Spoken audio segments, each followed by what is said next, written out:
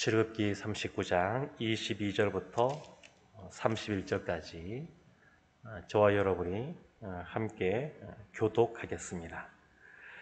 그가 에봇 받침 긴 옷을 전부 청색으로 짜서 만들되 그 옷의 두 어깨 사이에 구멍을 내고 갑옷깃같이 그 구멍 주위에 깃을 짜서 찢어지지 않게 하고 청색, 자색, 홍색 실과 가는 배실로 그 옷 가장자리에 성류를 수놓고 순금으로 방울을 만들어 그 옷 가장자리로 돌아가며 성류 사이에 들되 방울과 성류를 서로 간격을 두고 번갈아 그 옷 가장자리로 돌아가며 달았으니 여호와께서 모세에게 명령하신 대로 하였더라.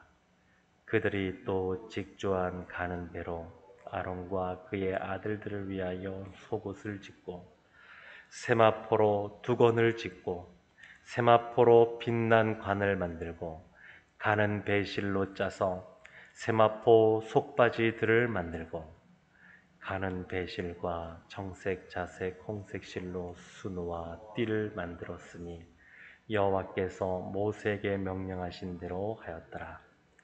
그들이 또 순금으로 거룩한 패를 만들고 도장을 새김같이 그 위에 여호와께 성결이라 새기고 그 패를 청색 끈으로 관 전면에 달았으니 여호와께서 모세에게 명령하신 대로 하였더라. 아멘. 성막을 지은 이후에 제사장의 옷을 만드는 장면이 나오고 있습니다. 제사장의 옷과 관련하여서 가장 많은 분량을 차지하고 있는 내용들은 이 흉패입니다. 에봇 위에 붙이는 흉패, 그리고 그 다음 차지하는 분량이 많은 것이 이 에봇입니다. 그런데 에봇 위에 흉패를 붙이는 거니까 이 출애굽기 39장에도 보면 또 출애굽기 28장에도 보면 에봇이 먼저 나옵니다. 에봇을 이렇게 만들라, 또 이렇게 만들었다 나오고 거기에 12지파를 상징하는 그러한 흉패를 붙이게 됩니다.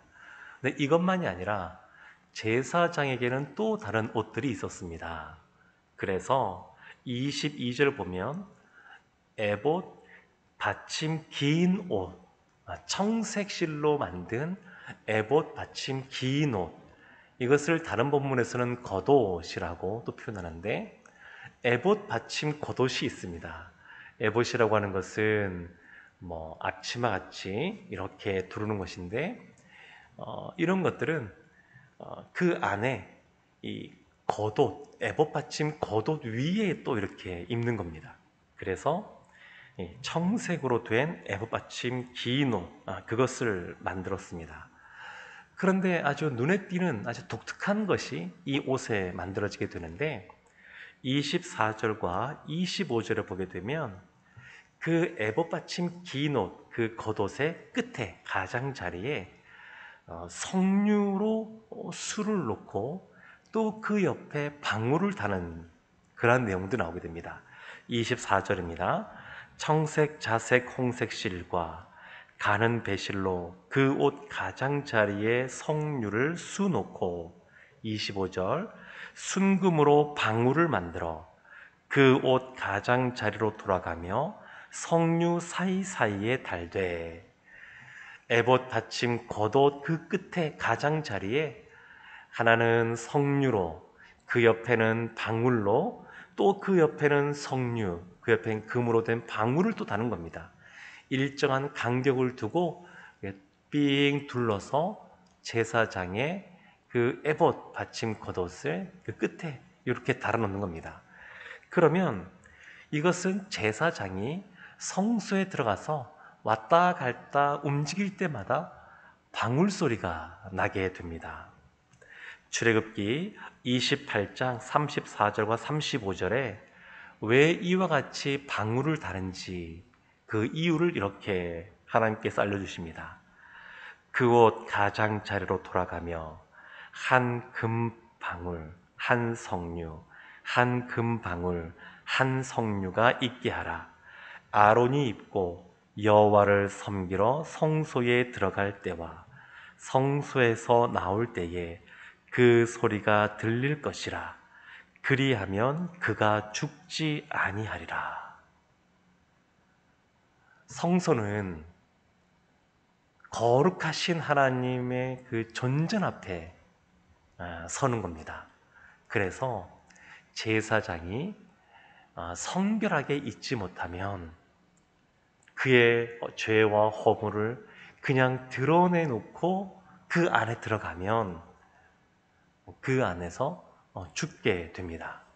그래서 이 방울이 울리는 소리를 들으면서 제사장이 죽지 않았구나, 지금 살아있구나, 그런 것을 알려주는 역할을 하는 겁니다. 그러니까 제사장은 이 방울이 달린 이 에봇 받침 겉옷을 입을 때마다 하나님 앞에 나가는 것은 정결하게, 성결하게, 거룩하게 나아가야 되는 것이구나 라고 하는 것을 늘 의식할 수밖에 없었습니다. 그리고 그 다음에 에봇 받침 이후에 또 어떤 것이 있냐면 27절에 보면 속옷이 나옵니다. 그들이 또 직조한 가는 배로 아론과 그의 아들들을 위하여 속옷을 짓고, 제사장들이 입는 옷과 관련하여 총 7가지가 있습니다. 먼저는 그 에봇이 있고, 또 흉패가 있고, 그리고 또 에봇 받침 겉옷이 있고, 그거 말고도 속옷이 있습니다. 그리고 또 그 외에도 허리띠가 있고, 머리에 쓰는 관이 있고, 그리고 속바지라고 하는 또 특별한 것이 하나가 있습니다. 이와 같이 이 많은 것들을 제사장들이 입게 되는데, 27절에서는 속옷을 지는 얘기가 나오고 28절에 보게 되면 이렇게 나옵니다. 세마포로 두건을 짓고 세마포로 빛난 관을 만들고 또 가는 배실로 짜서 세마포 속바지들을 만들고, 두건, 관 이런 것 다 머리에 쓰는 것들인데 이런 것들을 만들고 또 한 가지 속바지를 만든다 이렇게 말합니다. 에봇이나 또 에봇 받침 겉옷이나 이런 것들은 다 이 원피스 같은 겁니다. 그래서 하체를 완전히 가리지를 못하는 그러한 옷들입니다. 그래서 하체를 완전히 가릴 수 있는 것이 뭐냐면 이 속바지라고 하는 겁니다. 그러니까 원피스처럼 옷을 쭉 입고 있는데, 근데 마지막에 이 속바지를 만들어서 입는 겁니다. 이것이 이들의 허물을 감싸주는 역할을 하게 됩니다. 그래서 출애굽기 28장 42절과 43절에 왜 이와 같이 속바지를 입고 하체를 가려야 되는지 그 이유에 대해서 하나님이 이렇게 말씀하십니다. 또 그들을 위하여 대로 속바지를 만들어 허리에서부터 두 넓적 다리까지 이르게 하여 하체를 가리게 하라. 아론과 그의 아들들이 회막에 들어갈 때에나 제단에 가까이 하여 거룩한 곳에서 섬길 때에 그것들을 입어야 죄를 짊어진 채 죽지 아니하리니 그와 그의 후손이 영원히 지킬 규례니라. 사람은 다 죄가 있고 죄인인데, 그러한 죄의 그 허물을 이 속바지를 입음으로 가리게 하는 겁니다. 이것을 입지 않으면 죽게 됩니다. 에봇 받침 겉옷에 달려있는 그 금방울 소리는 제사장이 죽었는지 살아있는지 그것을 판단할 수 있는 것이라 그러면, 이 속바지는 이것을 입어야 죽지 않고 있을 수가 있습니다. 아담과 하와가 에덴 동산에서 하나님이 먹지 말라고 했던 선과 악을 알게 하는 나무의 실과를 먹은 이후에 그들의 자신들의 그 벌거벗음에 대하여 부끄러움을 느꼈습니다. 그리고 그들이 나뭇잎으로 자신들의 몸을 가르는데, 하나님께서는 그걸로는 되지 않기 때문에 가지옷을 지어서 그들에게 입히셨습니다. 마치 그와 비슷한 겁니다. 사람에게 여러 가지 죄와 허물들이 있는데 하나님께서 이 속바지를 만들어 입게 하심으로 제사장의 허물을 가리시는 겁니다. 그리고 그 상태에서 거룩한 하나님의 성소로 들어오도록 허락하시는 겁니다. 사랑하는 성도 여러분, 제사장은 하나님 앞에 나아갈 때마다 늘 그래서 두렵고 떨리는 마음일 수밖에 없습니다. 자신의 허물, 자신의 그 죄악, 연약함들이 너무너무 분명하게 있는데 그런 것들을 가지고 하나님이 허락하신 속바지를 입고 그 안에 들어가니까 늘 하나님을 경외하는 모습으로 있을 수밖에 없습니다. 우리는 신앙생활하면서 우리가 하나님께 나온 것처럼 내가 하나님을 믿고 내가 예배 자리에 나오고 내가 신앙생활을 하는 것처럼 생각하기 쉽지만 사실은 하나님께서 그 모든 것들을 허락하시는 겁니다. 믿고 싶다 그래도 나오고 싶다 그래도 하나님이 예수 그리스도를 통하여 우리의 죄를 속죄해 주시고 우리를 또한 용납해 주시고 받아들여 주셨기 때문에 우리가 하나님 앞에 나올 수가 있는 겁니다. 그래서 제사장의 이와 같은 옷을 보게 되면 이것을 통하여 예수 그리스도로 이 내용들이 이어지는 것을 볼 수 있습니다. 우리의 죄와 허물, 그 부끄러움을 가리신 것은 십자가의 보혈이고 그리고 그 주님의 그 십자가 때문에 또 우리가 담대히 하나님 앞에 나갈 수 있게 됩니다. 특별한 표현이 하나 또 있는데 그것이 30절입니다.